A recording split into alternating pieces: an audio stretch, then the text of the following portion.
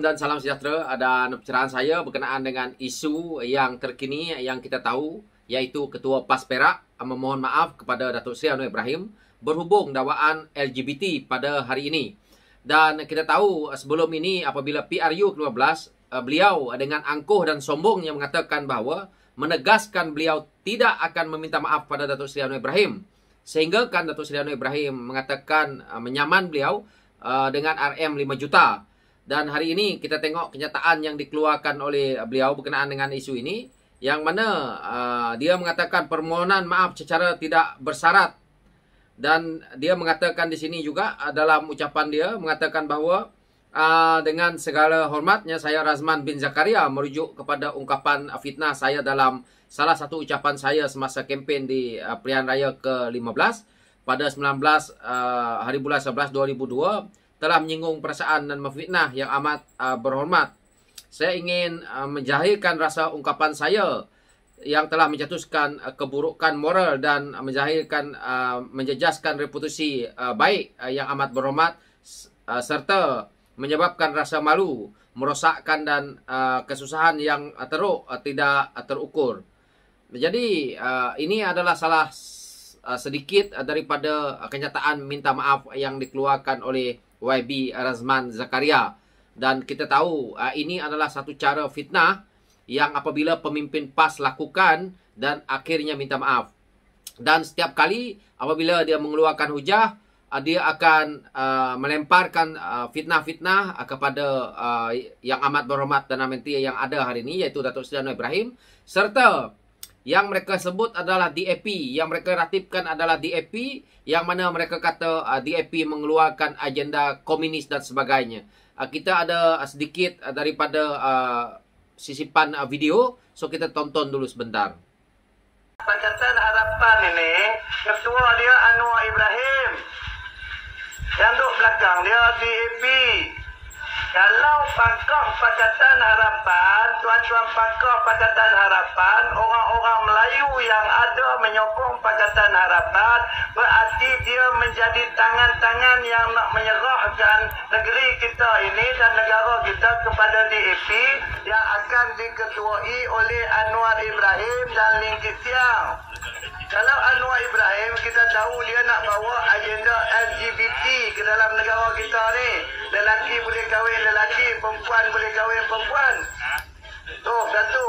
Dan yang kedua, DAP kita tengok hari tu dia bawa agenda komunis. Dia bawa komunis Abu Jimping yang mati di China. Di sana dia kata Jimping itu pejuang kemerdekaan. Masa tu dia bawa mai balik.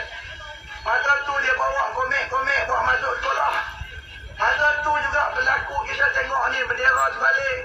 Masa tu juga bawa pengarakan ataupun pengiktiraf Parti Komunis Malaysia.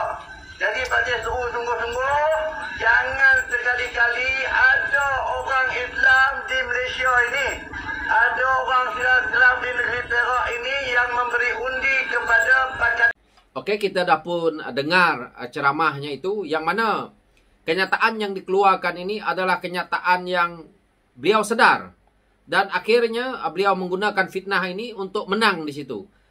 Satu perkara yang saya tidak suka dengan pimpinan PAS ini, walaupun mereka minta maaf, adalah memfitnah yang pada saya mereka sedar dan mereka tahu, iaitu memainkan sentimen perkauman apabila menyebut DAP akan membawa agenda komunis, manakala LGBT yang dibawa oleh Datuk Seri Anwar Ibrahim juga menjatuhkan reputasi parti PKR, kerana Datuk Seri Anwar Ibrahim itu adalah Presiden PKR. Jadi hari ini beliau minta maaf adalah disebabkan oleh apabila Datuk Seri Anwar Ibrahim nak menyaman beliau sebanyak 5 juta. Dan kita tahu beliau waktu PRU ke-15 itu dengan angkuh memang tidak mahu nak minta maaf katanya.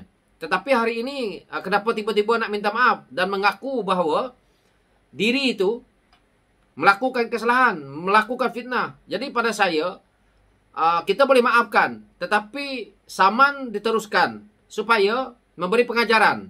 Kalau kita lihat hari ini, contohnya Harakah Diari, begitu berleluasa kenyataan-kenyataan propaganda mereka di media mereka, yang mana pada saya banyak yang mereka tidak perlu pun buat analisa, tetapi mereka jawab saja sembrono demi untuk mempengaruhi rakyat. Jadi begitu juga kepimpinan PAS ini. Kita tengok, beliau ini adalah Ketua PAS Perak. Jadi pengaruhnya ini nanti akan rakyat rasai, rakyat percaya. Dan akhirnya yang rugi adalah rakyat karena rakyat tidak tahu bahwa pemimpin seperti ini penipu, pembohong, pemfitnah. Jadi inilah masalah kita hari ini apabila pimpinan PAS ini menjadi orang yang suka memfitnah. Akhirnya apabila mereka dah pun berjaya, contohnya hari ini dah menang, dia dah berjaya. Yang rugi adalah rakyat. Kerana rakyat mengundi dia disebabkan oleh fitnahnya ini tadi. Dan apa yang kita rugi lagi adalah orang seperti ini sepatutnya ditolak oleh rakyat. Tetapi hari ini menjadi ketua pula di Perak itu, kita dah kerugian. Kerana kita memilih seorang yang penipu, pembohong dan juga memfitnah. Padahal dalam sedar. Jadi pada saya lah, kita boleh maafkan, tetapi saman tetap diteruskan supaya memberi pengajaran. Kerana apa? Hujah-hujah yang begini akan terus dipakai oleh walaon-walaon mereka. Kalau dah pemimpin menjadi penipu, pembohong dan juga pemfitnah, bagaimana lagi akar umbi di bawah? Mereka lagi parah daripada pemimpin mereka. Jadi inilah sifat-sifat pemimpin yang kita lihat hari ini. PAS tidak ada lain mainnya isu sentimen agama, sentimen kaum, dan juga fitnah. Hari ini, kalau dia terus-terusan, saya rasa DAP pun boleh ambil tindakan, boleh juga saman dia ini, supaya dia sadar. Kerana dia tahu, parti DAP diluluskan oleh ROS. Tetapi waktu pilihan raya dia mainkan sentimen itu, yang mungkin juga orang-orang kampung yang tidak sadar bahwa itu adalah satu pembohongan. Tetapi akhirnya dia akan berjangkit, dia akan merebak, dipercayai oleh orang bukan saja di Perak, tapi di seluruh Malaysia. Jadi kita tidak boleh bermain sentimen ini, yang mana saya lihat kepimpinan PAS terlalu tajam ke depan dalam isu-isu melibatkan agama dan perkauman ini.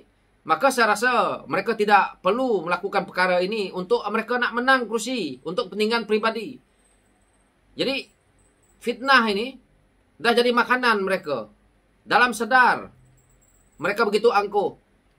Jadi saya rasa sepatutnya Datuk Seri Anwar Ibrahim saman jalan, permohonan maaf diterima, supaya pengajaran itu memang kita kena bagi kepada kepimpinan PAS ini. Dan apa yang paling bagus, kita tahu mana-mana ahli parlimen ataupun adun yang terlibat dengan kes mahkamah, yang mana melebihi 2,000 ataupun melibatkan apabila mereka disiarkan muflis, maka hilang kelayakan mereka. Biar sadar orang seperti ini. Jadi selama-lamanya duduk dalam politik, menjual fitnah. Sebab itu pemimpin PAS ataupun parti PAS tidak dapat nak berkembang. Yang mana kemenangan yang baru ini pun disebabkan oleh itulah yang kita lihat. Rasuah yang dikatakan sedekah. Jadi mereka banyak hujah mereka untuk mereka membohongi rakyat. Yang mana rakyat cepat terpengaruh dengan budaya-budaya yang konon-kononnya mereka ni berselindung di sebalik agama yang mereka jual. Akhirnya satu fitnah, dan hari ini dengan mudah minta maaf. Saya memang ulang-ulang kerana saya tahu bahwa permainan ini di akhirnya mereka akan menang dan mereka minta maaf, tetapi kerusi kita dah kehilangan. Jadi mereka membuat fitnah dengan cara apa sekalipun, yang penting mereka menang, kerana mereka ini kemaru kuasa dengan gaji jawatan yang ada. Jadi harapan dia adalah yang penting menang dulu. Dia fikir bahawa kerajaan Perikatan Nasional itu menang, maka beliau tak nak dengan angkuhnya akan mengatakan bahawa dia tidak akan memaafkan.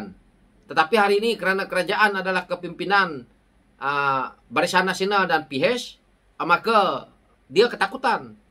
Jadi kita lihat nih betapa liciknya pemimpin-pemimpin PAS ini. So saya itu saja pencerahan berkenaan dengan isu ini.